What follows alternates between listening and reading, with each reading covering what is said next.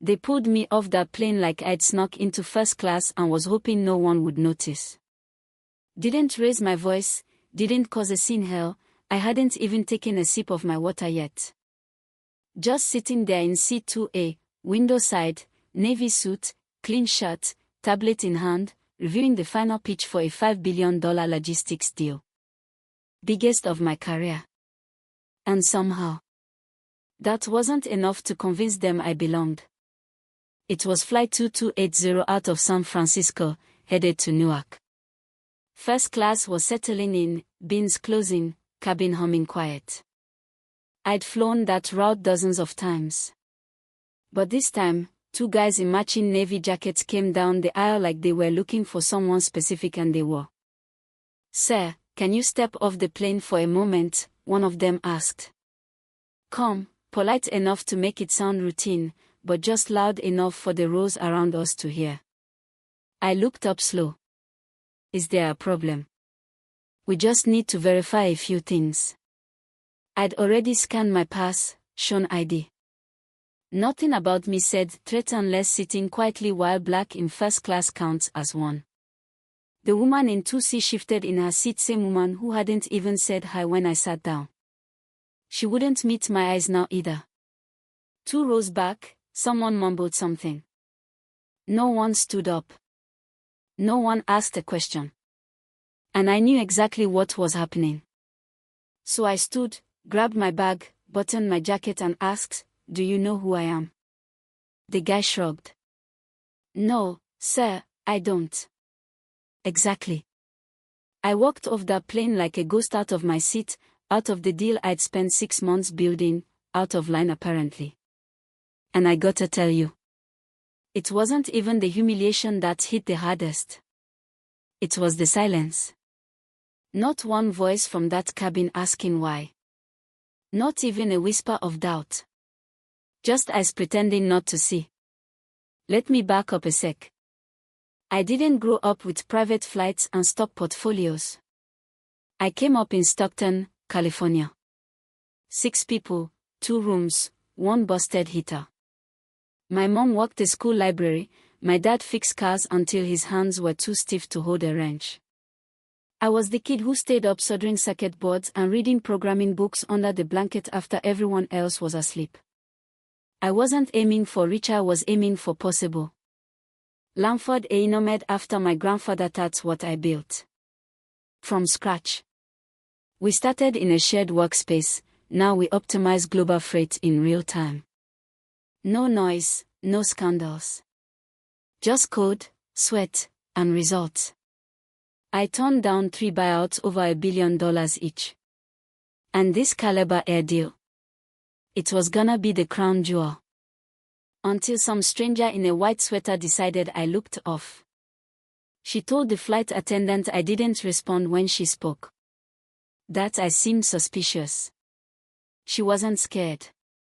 She just didn't like the way I fit into that seat. So when security pulled me off, they didn't need a reason. Her discomfort was enough.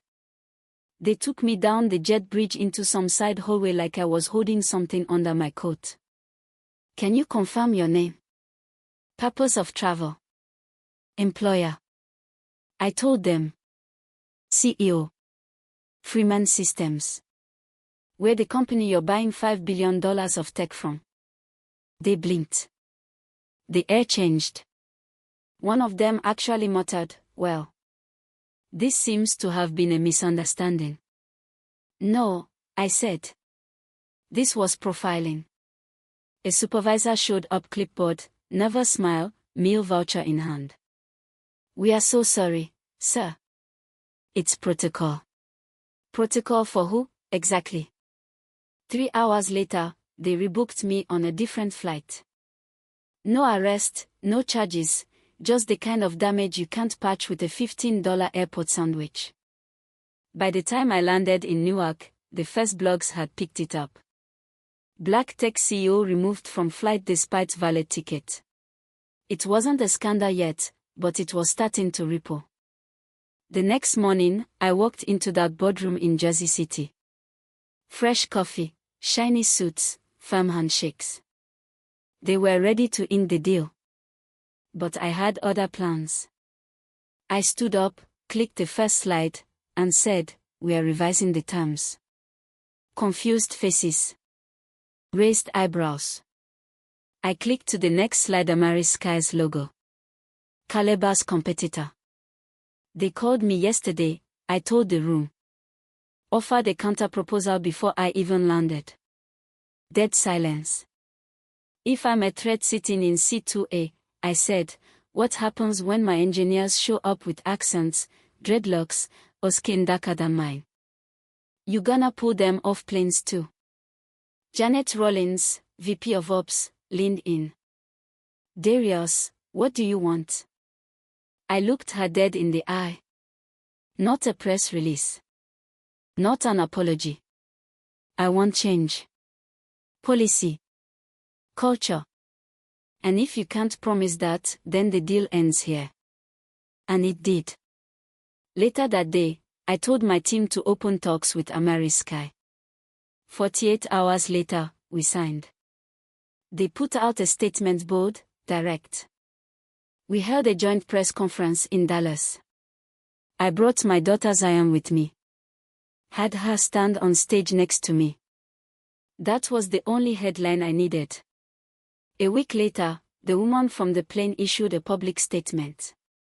Said she never meant for it to go that far. Yeah, they always say that after the backlash, never before. Back home, sitting at the kitchen table, Zion was working on her science project, something about energy flow. I asked her what it was about. She said, how energy moves through systems and makes everything work. I nodded. That's exactly what this was. Energy. What you let drain you, and what you redirect. Me. I didn't want revenge. I wanted change. I posted a message that night. This wasn't about a seat.